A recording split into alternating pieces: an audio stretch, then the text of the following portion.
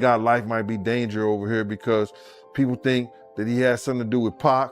People think he has something to do with Biggie, and they right here in Brooklyn. You understand? It's right here in Brooklyn, and some of the people are still mad that he made making of the band walk to Brooklyn from, you know, to get the cheesecake, and just around the corner from the Cheesecake Factory. So, I mean, Junior's. So it might be some dumb shit. So y'all need to get him out of here and ship him to Jersey because somebody gonna kill him over here. Those are good arguments, if you want to call it, but it's bullshit. He gonna get the same treatment no matter how much money he got. Now, it was this documentary that claimed, which we know wasn't true. Yeah, check this out. We don't talk about things that are nonsense. We don't even entertain nonsense, my brother. So we're not even going to go there, with all due respect, but I appreciate you as a journalist asking. Thank you.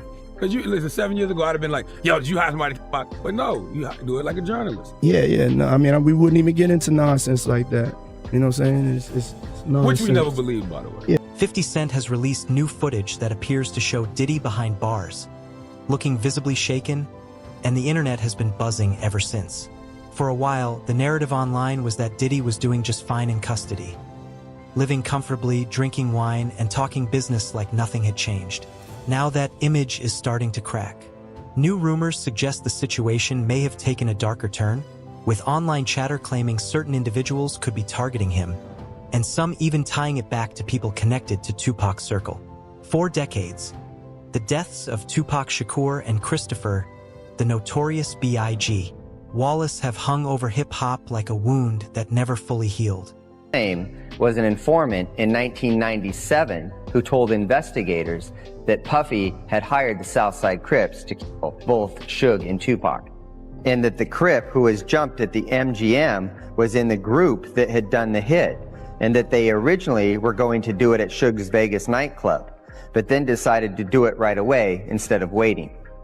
This was exactly the same story that Keefe D told us a decade later. Very few people know that immediately after Tupac is shot and that white Cadillac is fleeing, one of the death row entourage, a guy named Alton McDonald, known as Buntree, chases after the Cadillac, and a second shooting takes place between the two vehicles. Alton McDonald's car is struck. In fact, within the Las Vegas files, there's a document that indicates that Alton McDonald's car had been struck by a bullet. They even said that, like, in retrospect, that was probably the best thing that could have ever happened to Puffy. By Zip stealing the money, now Puffy isn't connected to that shit. Or else it would have been like a hire or something, you know what I'm saying? The FBI said it was just Zip. So the FBI told you the They said he same was a thing. dirty motherfucker. So the FBI told you that Zip kept that money as well. They said Zip's a dirty motherfucker. Everybody crossed you. You're the last one to know every fucking thing. Even lawyers, your friends, everybody you cross. Throughout it all, Diddy has consistently denied any involvement in either death. Still, the newly surfaced prison footage has reignited speculation, leaving fans questioning whether there's more to the story than what's been publicly acknowledged. Tupac was fatally shot in a drive-by in Las Vegas on September 7, 1996. He fought for his life for 6 days before passing away at just 25. Only 6 months later, Biggie was killed in a similar drive-by shooting in Los Angeles on March 9, 1997. The loss hit just as hard, two rap icons gone nearly back-to-back, splitting the industry down the middle. At that point, it wasn't just music anymore. It became about loyalty, pride, and a deep-rooted East Coast versus West Coast divide. Jimmy Henchman told him that they finna teach Pac a lesson. Because Pac had owed him some money. So that's why he was up in the studio and was coming to the studio. Pac owed him some money. He was gonna work it off and get some money from doing a song with Lil Sean. And that's what that was about. But Pac was talking greasy to Jimmy Henchman, and Jimmy Henchman wasn't the type of dude that you talk greasy to, allegedly. Unless you're 50 Cent. So Diddy knew what was going to happen to Pac. He knew Pac was about to deal with, yeah. He was there to see it. He was there to see it. He wasn't only there to see Big them. When Jimmy Henchman told him that, he was there to see what's going to happen to Pac. He was there for that. Because had he not been there for that, he would have went up there in the office. He would have went to the studio or the studio session with Big them. He would have went to that studio session with Big them. He knew what room Big them was in. He didn't do that. He was there to see what was going to happen to Pac after Jimmy told him. And that Diddy, as Biggie's close friend, producer, and the driving force behind Bad Boy Records, stood firmly as a leading figure for the East Coast.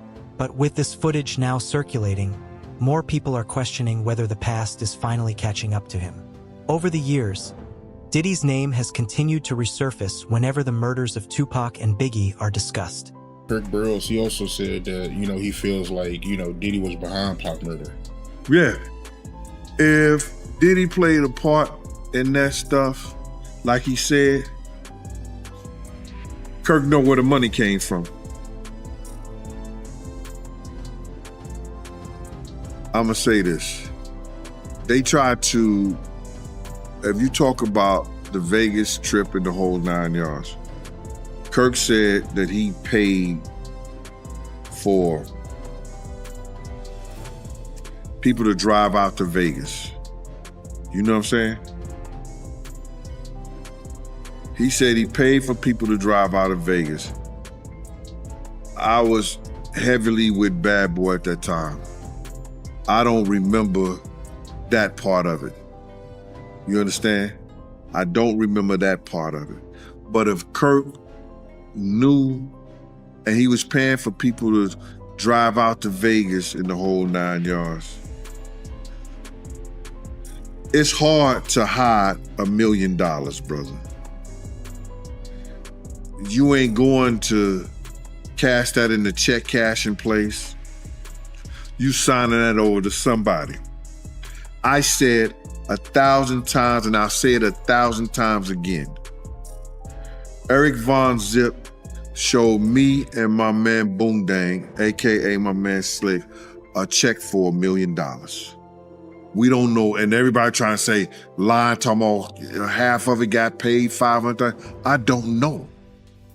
I know when I asked him about, we asked him, do we ask? No, we didn't ask him. I know when he showed us a check and he walked away after he showed us the check for the $1 million. The conversation flared up again with the release of the Netflix docuseries Sean Combs. The Reckoning, which premiered on December 2nd and quickly reignited old controversies.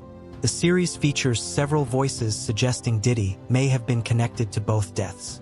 One of the most talked about moments comes from Bad Boy co-founder Kirk Burrow, who says in the documentary that he believes Sean played a major role in Tupac's death and ultimately put Biggie in danger. I seen an interview that Puffy did with Fat Joe where he was talking about Biggie in his last moments in LA, and he told Fat Joe that he didn't want to go to LA, he actually wanted to go to London. But Biggie, he was the one that wanted to go to LA, and he was the one that was pushing to go to LA. That's not true. My name is Kirk Burroughs. I ran Bad Boy Entertainment. I helped co-found it. I created the company with him. I raised from general manager to president. And at that time, I put all of those business plans together. And Biggie didn't want to go to LA, ended up going. What got him out there was a week ahead of time to ease him into the whole award show.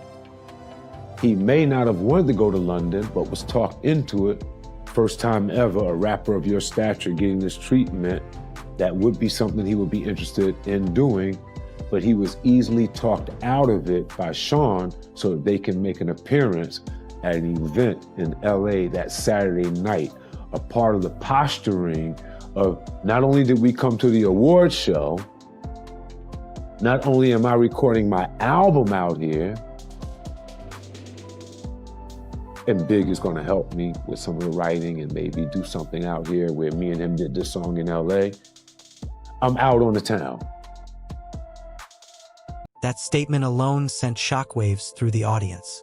The docuseries paints a picture of deep tension between Diddy and Tupac, showing that the conflict didn't come out of nowhere. Early on, both men were moving in the same industry circles, chasing success and building their legacies. But that dynamic eventually changed. On the night of November 30th, 1994, Tupac went to Quad Studios in New York City to record a verse for an artist connected to Diddy. Instead, the situation turned chaotic. Tupac was ambushed, robbed, and shot 5 times in the studio lobby. He survived the attack, but the physical and emotional impact stayed with him.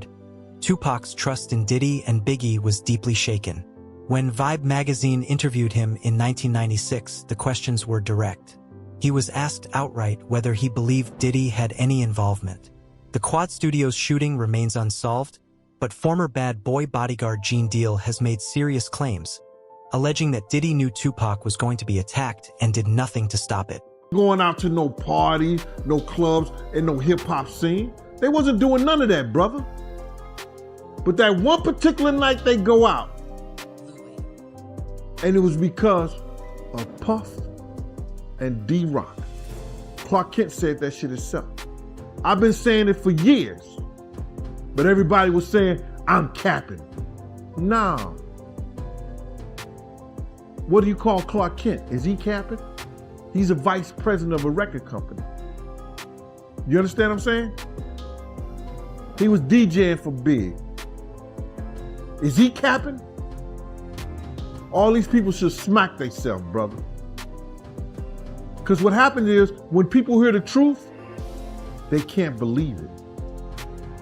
Why? They can't understand it. But it happened. We couldn't have done nothing because it was no we. It was no we out there. Big had a security, Paul Alford, Reggie Bullock. Puff had me and Kenny. We was down 6 to 8 other men. And there's 23 people in the entourage. And none of them got no guns. You don't go Cali empty-handed.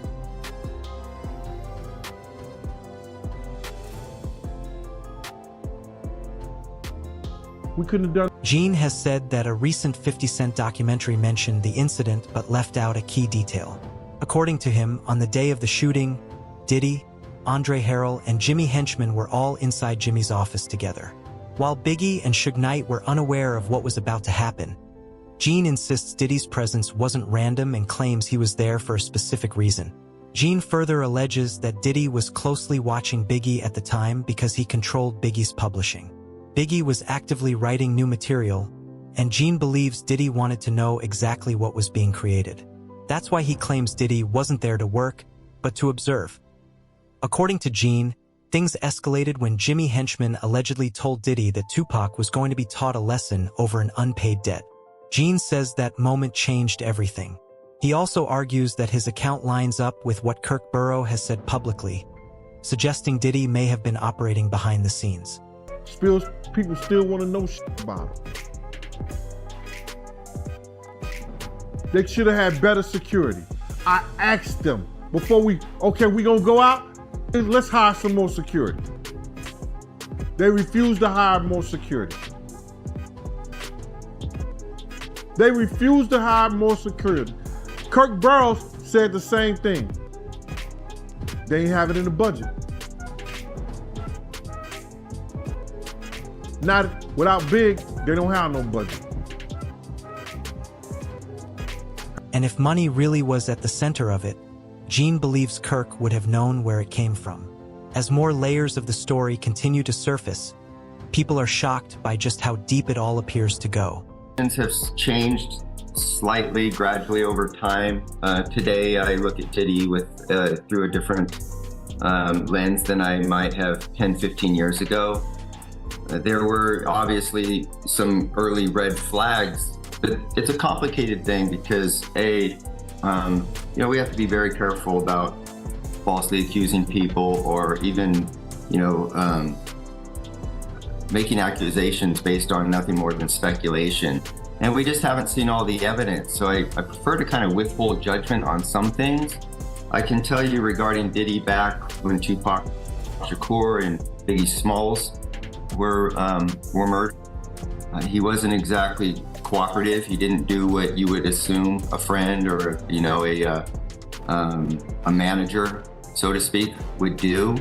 So from a law enforcement perspective, he was very unhelpful in an area where he ought to have been contributing towards getting some type of justice in those two murder cases.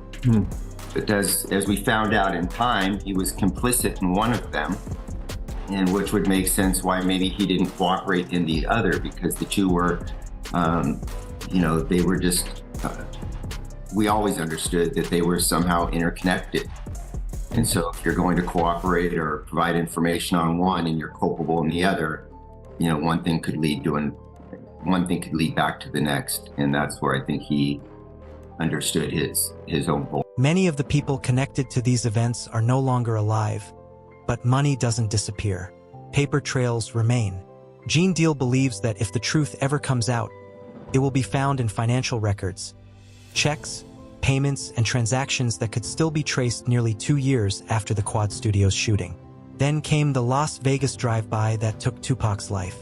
For years, the case stayed cold, fueling constant rumors and theories throughout hip-hop. People kept asking who ordered the hit, and every few years, a new detail would resurface and shake the industry again. And he was friendly with Big. He saw Little Sean, people like that. They wanted him to come and do a record. That was what was set up at Quad. Biggie, knowing Little Sean, they were all there, C's, all of them. It was just gonna be a fun night at the studio. Pac showed up. He saw them looking down from the window. His new friends were there. An incident happened in the elevator. It might have been a scary thing, like just to send a message. Tupac standing his own ground, just didn't leave it at that. He ended up getting hit, getting shot. The elevator went up. Our people were shocked to see him in that state. He was shocked to see our people looking at him shot. He thought that they knew something about it. He thought if he was in New York and he was with all the rappers from the East, they must have known what was going to happen. It had to be in the wind, and situations aren't laid out like that. And it was the furthest thing from the truth, but he held that to his heart. And then he went away. A few other things happened, got better, got repaired, went away, went to jail on the rape charge. Once that came down on him, it looked as if the East Coast must have been the worst thing and the worst place for him to have come to. And it looks as if the friends that he had just turned their backs on him. Suge stepped in.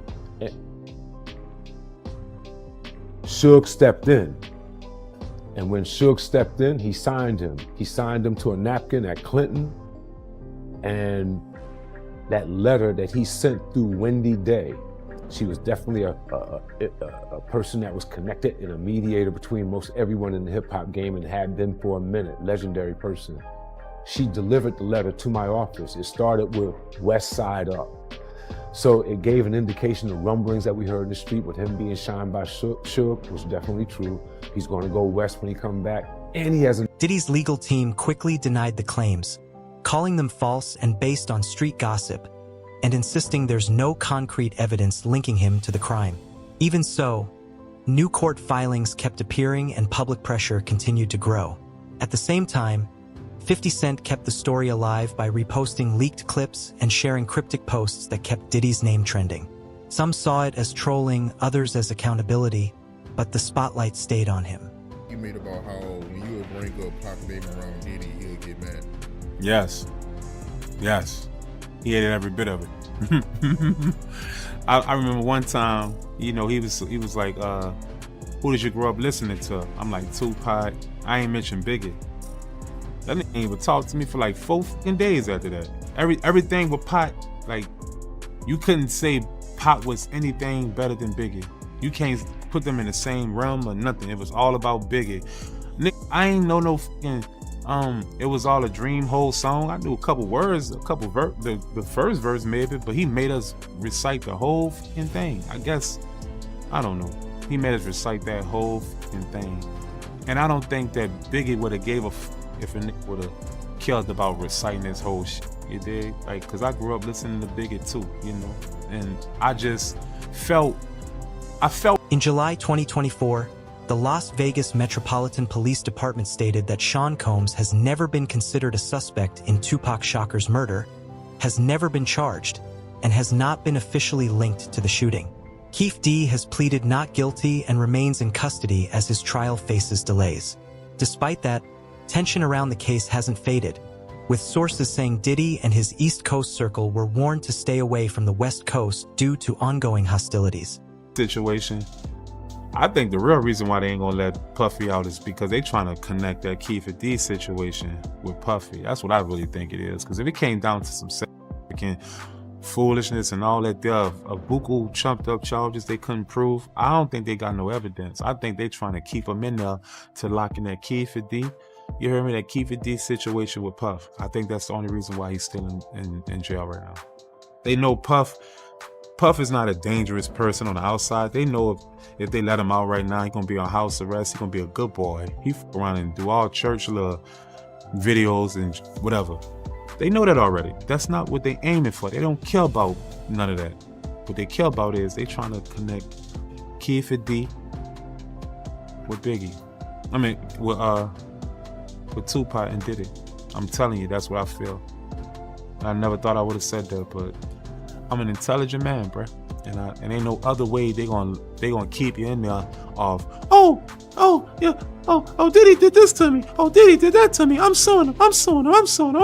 Oh, we got enough evidence to. No, you don't. That's accusations. That's not actual factual, brother. You dig? So I feel like the actual factual thing that they really trying to aim for is the Keefe D. That's the only thing that they can really lock them in with. All the rest of that shit gonna get chumped down when it come down to it. Diddy gonna plead, and that shit gonna be over with. What they going? That rabbit in the hole is gonna be that Keefe D situation. I'm telling you, mark my words. Watch. That's why they ain't gonna let him out. They would have let Keefe D out on that bail. Vegas got a little thing. They'll let you out on bail, but they got little restrictions of how you can get out. You dig? So they gonna make sure you can't get out of jail. Trust me. So that's the only way I see that. Because the feds... Questions remain about whether Diddy pushed the trip forward to promote Biggie's album. Biggie reportedly didn't want to go, but claims tied to Kirk Burrow and Sean Combs. The Reckoning say Diddy convinced him. Gene Deal supports this, saying the night never made sense.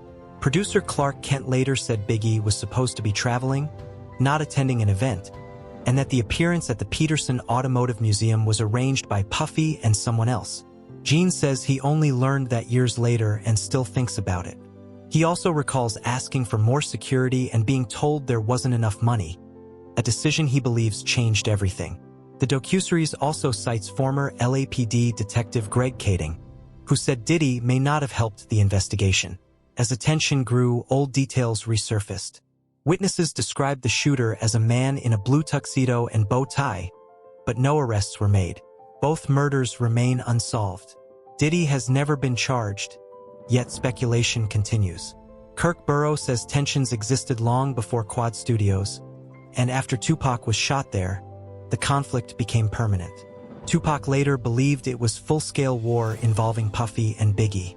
Others have gone further, claiming Diddy was responsible. Those claims still circulate today, as rumors suggest 50 Cent is keeping the story alive.